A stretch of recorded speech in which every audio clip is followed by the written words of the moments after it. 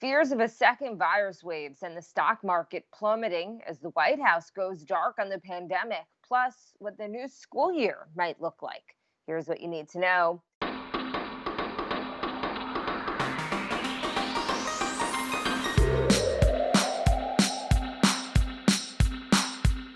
Good morning. This is Cheddar's Need2Know podcast for Friday, June 12th. I'm Jill Wagner with Carlo Versano. Hey, Carlo, good morning.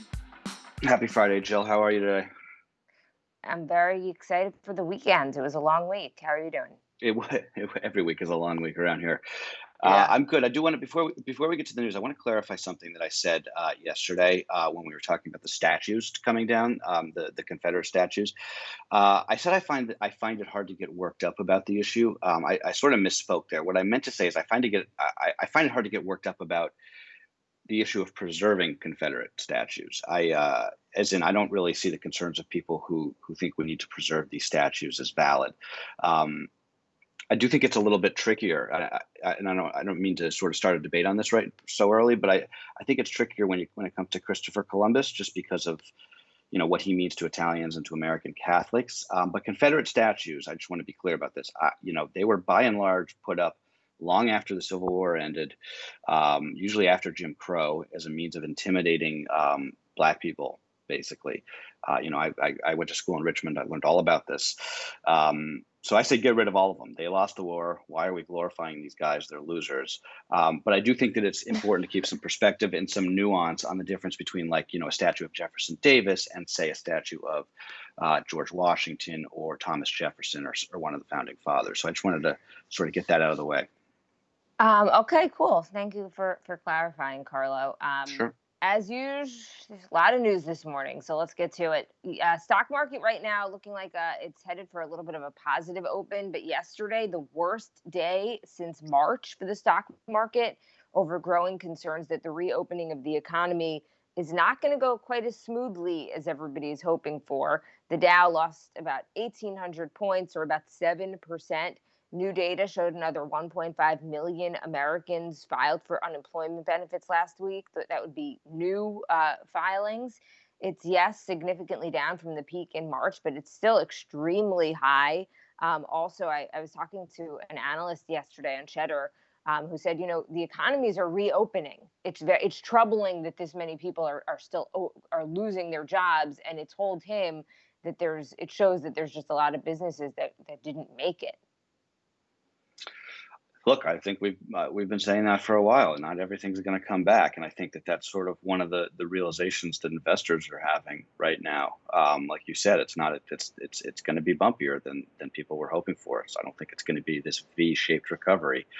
I think the market still has the support of the Fed. So it feels like it will eventually go back up, maybe even today. But yeah, I mean, a lot of people lost a lot of money yesterday, that's for sure. All right, let's talk about the coronavirus and what's actually happening. More states and cities are reopening their economies, but there is now a considerable increase in new coronavirus cases and hospitalization in many states that never saw initial spikes. So North Carolina, Arizona, Texas, Alabama, Arkansas, among the states with the most alarming upticks in both new cases and hospitalizations. An increase in testing is responsible for some of the new cases, but health officials are worried that lifting the stay-at-home orders are contributing as well.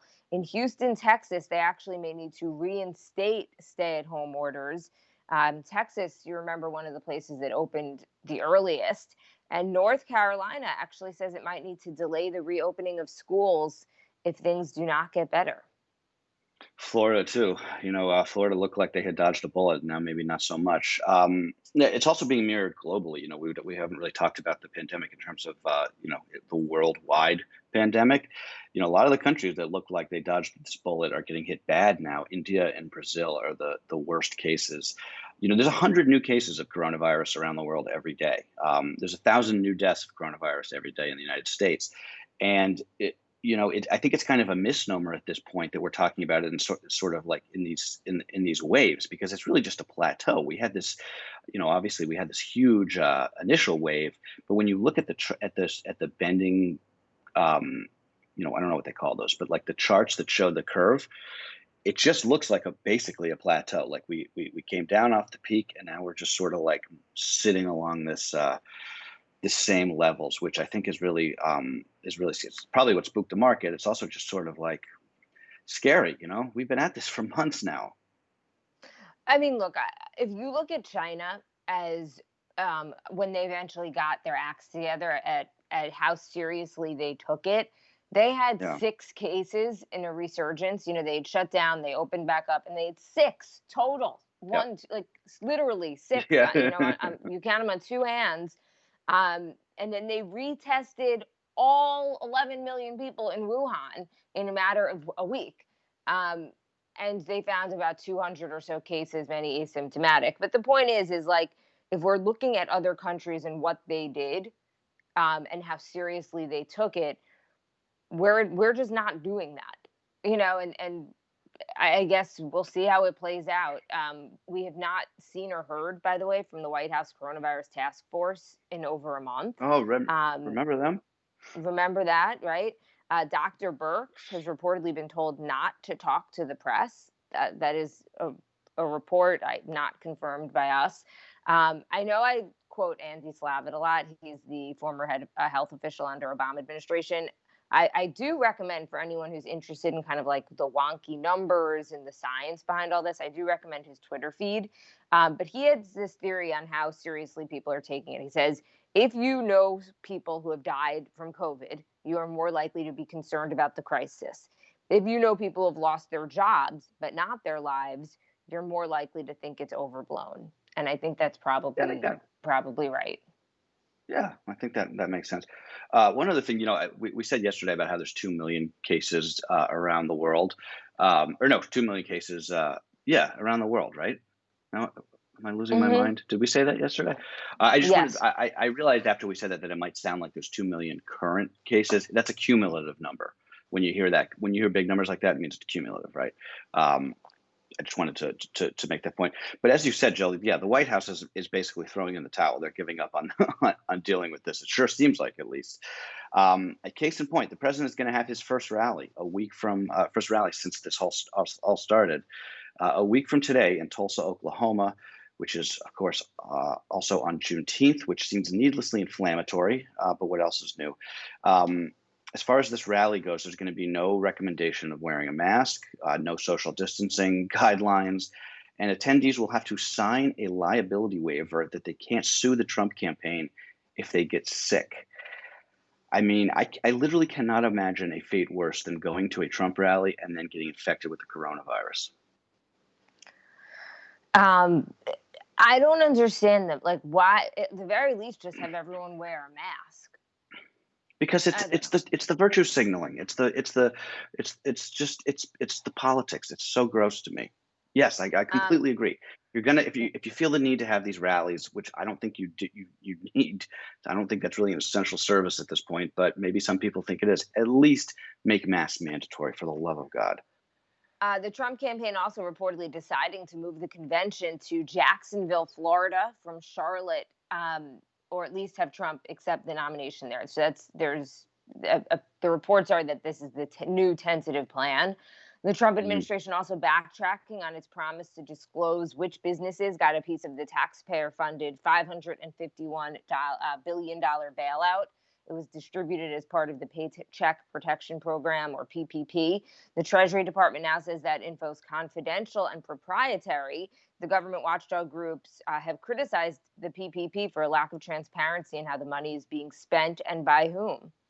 Jill, of all the stories today that have me riled up, this one, and it's not getting a lot of attention, but this story really actually pisses me off. And Go, pardon my go, French, but go. Get mad, Carlo. Tell me I, why. but well, yes, the Treasury Department is right. It is proprietary information to us. It's proprietary to us. We're the people who paid for it. I mean, Totally. I know that these things get sort of swept under the rug now, and everyone is so sick of being outraged. But we paid for this program. We should be able to see who got money from it. I mean, oh my lord. Ah, it's just too. I'm so. I don't. Keep going. I'm sorry.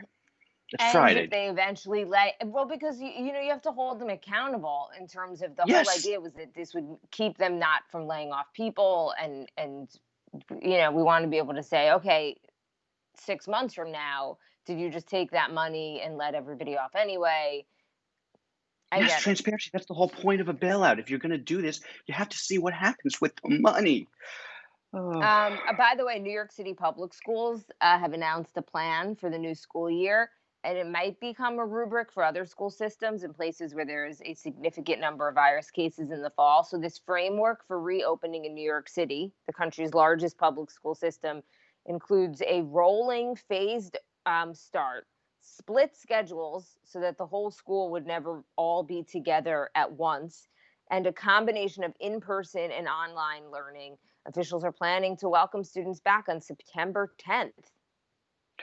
one good thing that that could. First of all, I'm assuming that this is probably really good to hear for New York City parents who are I assume by now are just losing their minds. Um, I mean, you too, Jill, but at least Alex, isn't quite school ready. But one good thing that I think could come of this is later start times, right? I always thought that, and I know I'm not alone in this, that school started too early in the day, especially for teenagers. I don't know though. That's all. It's only going to be though for some students. You'd have to imagine other students, if it's rolling, might have to actually get in earlier. That's true. I mean, yeah. I mean, and then it's like, and then you have this sort of like dual system where some kids have to, right? Some kids get screwed and have to go to school at 7 a.m. and the other kids get to sleep until 10. I don't know how that's going to work. I don't know. But it'll be interesting to see. Also, the top military official in this country is apologizing for being part of President Trump's controversial photo op at St. John's Church last week. Federal authorities, you may remember, cleared out peaceful protesters in front of the White House. General Mark Milley, who is the chairman of the Joint Chiefs of Staff, said in a recorded message, "I should not have been there." It's pretty rare to see this, to see the top brass like this come out and apologize. He also reportedly considered resigning over the incident. That's according to NBC News this morning. One of the things about that whole imbroglio from last week, again, which feels like it was a month ago at this point. I think it was last week. I think it was last Monday. Um, that whole incident may really be one of the defining moments of this era. But one of the things about it that was so controversial, in addition to the beating of the peaceful protesters, is we saw Milley was out there in his military fatigues. And that's not normal. If you're a top Pentagon official, you're not supposed to go to the White House in your fatigues. You're supposed to go in your, the uniforms with all the medals on them and stuff, right? So that's what sort of gave that a very, very sort of like ominous vibe to it. I just wanted to point that out. But big news that he's apologizing. Um, Unrelated and kind of, we're sort of jumping around. California is going to start to allow film and TV production to resume in the state today. Movie theaters in California have also been given the green light to reopen today. They're going to limit capacity, though, to 25% or 100 attendees, whichever is lower. Yeah, we are kind of jumping around. Sorry about that, folks. But it's Friday. It's all good. Kind of related on when we're talking about Hollywood. Jill? Did you see the celebrity PSA that's making the rounds on social No, media? I haven't seen it, but it's like it's getting mocked. I kind of want to It's see it now amazing. because Well, you know remember how they I feel remember. about celebrities. Oh, that's why I wanted to. That's why I wanted to make sure we get this in. This is right in your wheelhouse. Um, because remember, I mean, the first time we talked about this was like when they did they covered the John Lennon song in the beginning of the pandemic, and they were all like in their mansions singing along, and everyone was like, "Oh, just go away." So now they're out. A bunch of movie stars: Kristen Bell, Aaron Paul, Stanley Tucci, Sarah Paulson, Kesha, bunch of other stars. They're out in this new anti-racism video that's called "I Take Responsibility," and they look head on at the camera in black and white and apologize for, quote, every not so funny joke, every unfair stereotype, and other injustices that they may have been a part of. And I don't want to be too cynical here, I guess. I get that their hearts are in the right place, but someone needs to tell America's celebrities to just shut up. There's so much going on. No one wants to hear from you. right? It's so cringeworthy. Just stay quiet in your mansion. Do whatever it is you do. We'll call Stanley Tucci. We will call you when and if we need you. Okay, I promise. I'm just laughing because this is so usually my role. But I'm I'm happy to sorry. hand it over. No, I I need to stepped go on you because watch I it. assume you feel I the need to. same way. You have to. Yeah, you got to watch it. All right, Carlo, let's end on some good news. What do you have? Okay, before Love Hate Eight, the good news today. Uh, Promising vaccine news this week. A fair amount of promising vaccine news this week, which usually moves the markets, and it didn't for whatever reason, which is kind of interesting as an aside. Johnson & Johnson moving up their human trials on their vaccine candidate by 2 months. That's a very good sign that the candidate's working in the early trials. I interviewed the chief scientist at Johnson & Johnson yesterday. That's going to air on Cheddar at 11:30 Eastern today, if you guys want to check it out. But he was just talked about how promising it is. They're still making progress. That the idea is they're still going to have this. They think they're going to have this thing ready in the beginning of 2021 for emergency use at least. So that's great. That's great. Okay, I sort of have something kind of related. Another pharma company called Regeneron is announcing that they are starting a clinical trial for a treatment. So this is not necessarily, this is not a vaccine. It would be if you got sick. This is something that the Right. hospitals could give you. It's a combination of antibodies that could treat and perhaps even prevent the virus. So basically, they give patients the antibodies that other people who get over coronavirus naturally make when they're sick. If it goes well, thousands of doses could be available even by the end of the summer. Is this different from the plasma? I think it's using a similar idea. It's just a different company that's doing it. But that's Yeah. kind of the idea of taking the antibodies from plasma from people who have already been sick and figuring out if that can help treat other people. It's a there's I now I'm forgetting, but I read an amazing piece this week about how the plasma is in some cases it's working in like hours. Like they're doing these plasma transfusions to very sick patients, and they're like 4 hours later they're feeling better. It's like magic. But don't quote me on that because I got to find the source. But yeah, some good news on the Carlo medical. says you could snap your fingers and get better. Yeah, exactly right. Folks, it's No, gonna go of away. everything Go out away there just right like now, that. I think it's the most promising for sure. Totally. All right, let's do Love Hate 8 to finish this off on a Friday. One thing that we love that it is still light out at 9 p.m. Not that I've ever taken advantage of that, getting up so early, but you do have to appreciate, especially as the weekends roll around, that it's still light out at 9. At 9, it's great. Not only is it light out at 9, but it's now like legitimately light out when I wake up at like Yeah, it's 4:30. great. I mean, you see the sunset, or the sunrise rather, it's amazing. Um, but yeah, Jill, I'm in bed. I'm in bed. The flip side of that is that I am asleep with the sun out, which is just so depressing. But you're right. On the weekends, it's nice. One thing that we hate. Okay, this is my sort of like pet cause right now.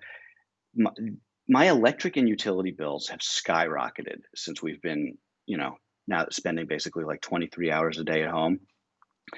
Don't you think that our employers should pitch in on this? Like, my Con Ed bill is double what it normally would be, which makes sense because again, we're home all day and we're using the air conditioning more. Have you noticed this? Has anyone else? Maybe Um, I'm me. no, I mean, I rationalize it just because I'm saving money on a lot of other things, but like I'm not Yeah, that's leaving the true. house, but Right. I, so I can But kind of at the end of the day I'm not spending as much money as I normally would be, but I hear you. I also live in a basically a my wife rules the thermometer with an iron or the thermostat with an iron fist over here. She keeps okay. She's gonna get mad at me for saying this, but Becky keeps the thermostat at 74 degrees during the day. Doesn't that seem high? Yes, I mean, and look, but I like it warm. I think like 72 is probably more what people I was like. thinking If like it was 67. 74, no, that's way. No, I'd be way too cold. I'm curious what other people think of this because I am on a jihad right now with her about this issue, Um, and I want to be proven right. okay. Also, I also think there's difference between I don't know. There's a difference between nighttime temperatures and daytime temperatures, and I Yeah, think it it's depending on lower the at night. It's sun coming 74 during. in. Yeah, 74 at night sure, but seems really high. At night 70. It's it's not supposed 74 to at be night. It's between 74 during the day, and she turns it down a little bit at night. But I also run really hot, so I'm just like constantly in This torture is mode. like this is such the typical husband wife debate. This goes It on in every house, I think, across the it globe. it is literally, Jill, the biggest thing that we fight over. Which maybe that's a good thing. I don't know, but it's pretty much all we argue about. Okay, one thing that we ate, anything and everything off the grill. Barbecue season.